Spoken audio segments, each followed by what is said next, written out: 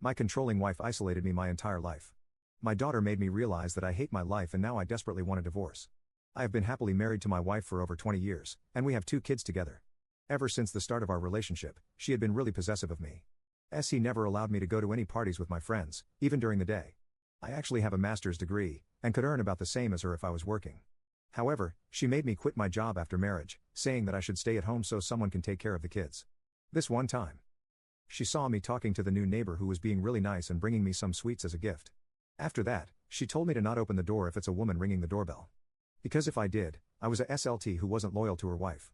Now, at the time, I was really naive and took all these actions as her showing her love, in her own way. But, thankfully, my daughter opened my eyes to the harsh reality. My daughter has just graduated from college, and is doing really well for herself. She has even moved into her own apartment, completely paid for by her own money. And I am very proud of her.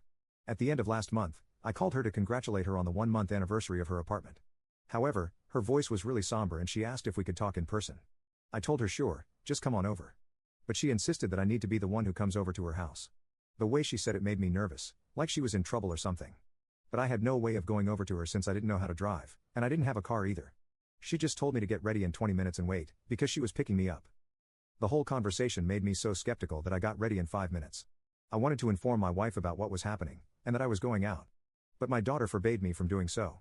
She didn't say anything during the car ride. And as soon as we entered her apartment, she hugged me tighter than she had ever before.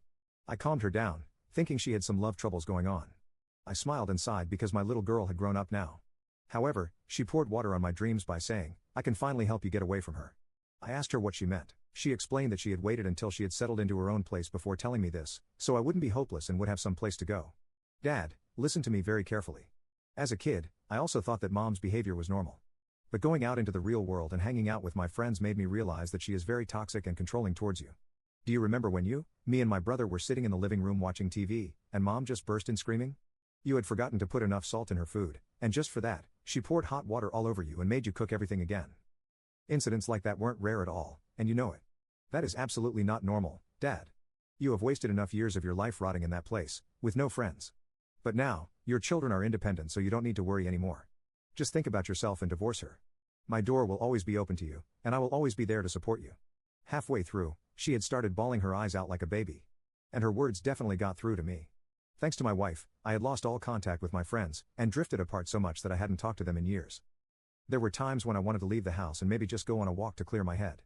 But I didn't, out of fear for her temper and what she would end up doing. I avoided other women like a plague even in the grocery store because of the things she would say.